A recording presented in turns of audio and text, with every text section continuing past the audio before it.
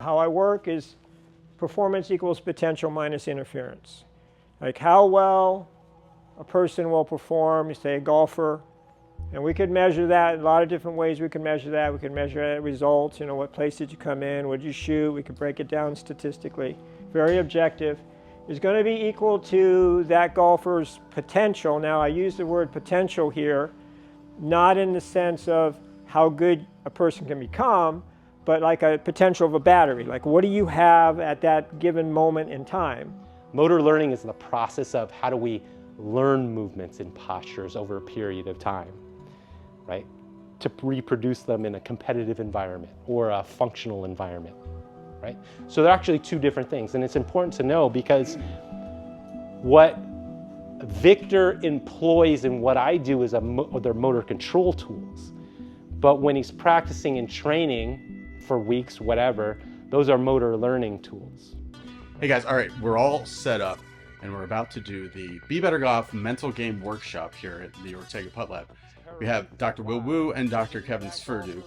And I wanted to let you know, because a lot of people were asking me, people that couldn't make it to California or come here to our workshop were asking me how they could see it.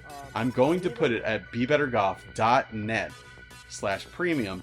You'll be able to see the entire however many hours it is. I'm going to record it all. Everybody will have a microphone and really have a nice production. It'll be a lot like being here. We're going to put it up on bebettergolf.net/premium. You'll be able to see everything.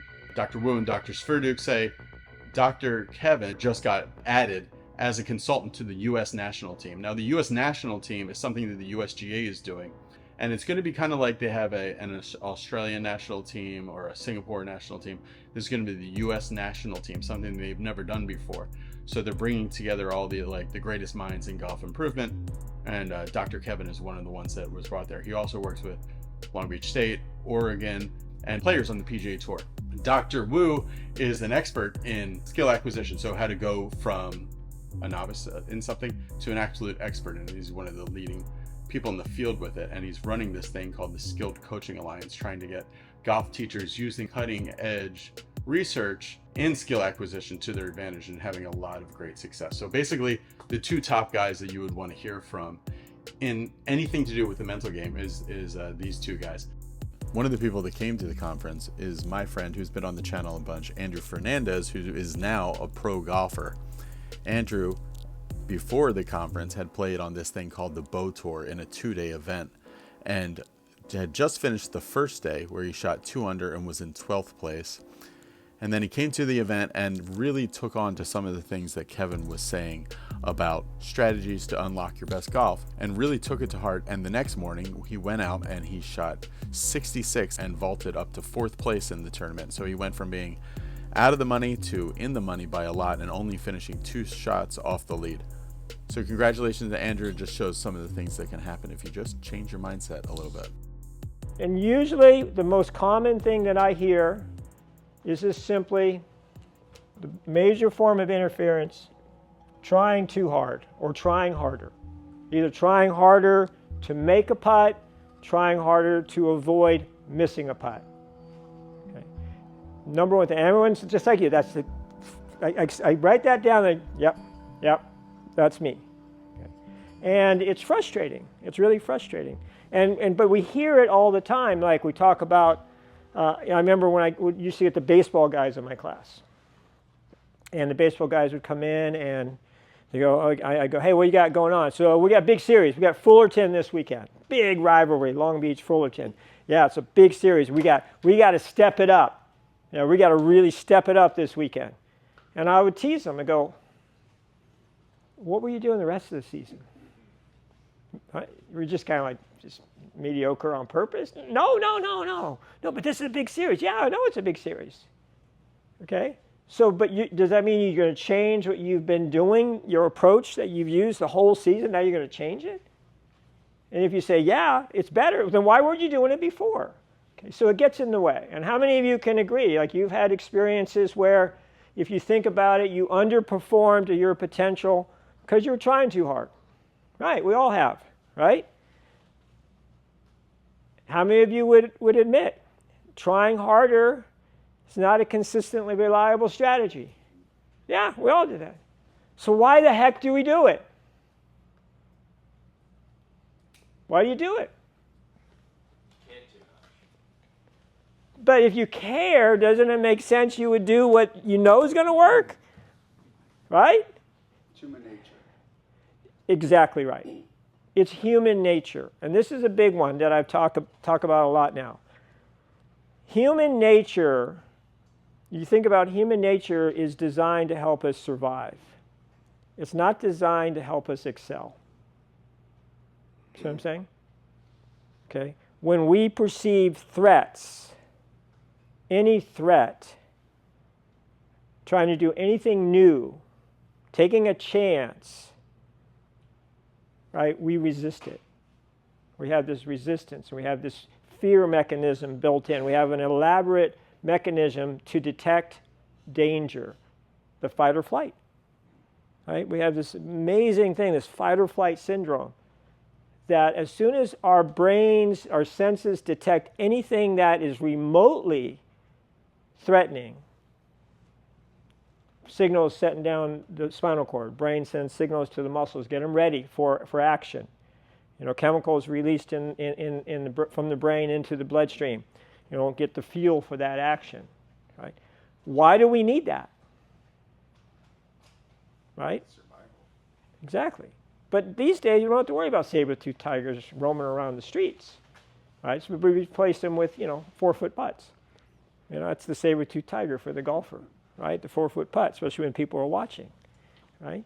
So this is where I come in. My job is not necessarily to expand potential. That's kind of like what Will's talking about. What Will's talking about, which is so good, is how do we start to systematically increase potential? Because if we increase potential, that's going to help increase performance. But at the same time, if we can increase potential and eliminate the interference, now we're really talking. Right? That's kind of where I come in. But what I want you to think about here is what I call mental currency. So I'm a big believer we have a mind and we have a body and we know they're connected.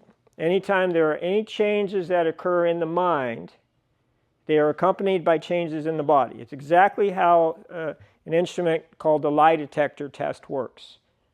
Right? For a lie detector test, a person is hooked up to a bunch of sensors measuring physiological data associated with arousal. Blood pressure, heart rate, muscle tension, skin conductance. Okay, then they're asked a series of questions, innocuous questions. What's your name? Where do you live? How old are you? Questions that they would have no reason to not answer truthfully. In fact, the person asking the questions already knows that. So they answer truthfully, and they take a baseline measure of what's going on with the body while they answer truthfully. Okay. Then they might ask the pointed question, where were you on this night or whatever. And if they continue to answer truthfully, we would expect no change in the baseline. But if there is a shift and they make up some answer, they lie, then we would see a change in the body. Okay. So the mind is very much the forerunner of the experience. What's taking up space in the mind has a consequence. Okay. And I use the term currency, kind of using a metaphor of money, because we only have a limited amount of this currency.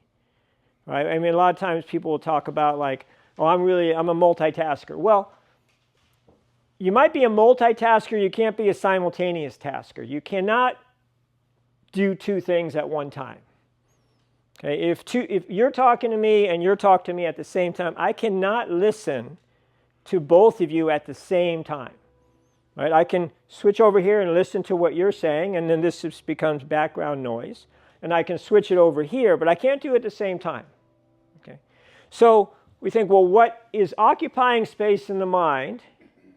Okay, we're going to look at that a little bit deeper. So typically, let's say you have that 4-foot putt, or you have that putt, and the thought comes in your mind, I really want to make this putt. Or maybe you kind of say, okay, this is a big putt. I need this one. This is a big putt. Got to step it up here. I really need to make it. So the currency starts to flow this way. Okay, well, what we're talking about here is what? We're talking about an outcome,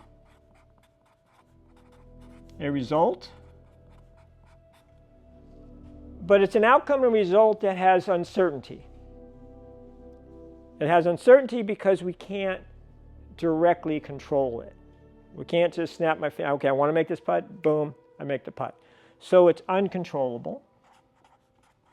And so again, what's the consequence of this? What's the consequence when you want something, but you can't control whether you're going to get it? Or you want to avoid something, and you can't control whether you're going to avoid it. The consequence in the body is fear, anxiety, right? Okay. So if you want to see it, go to bebettergolf.net/premium. Thanks.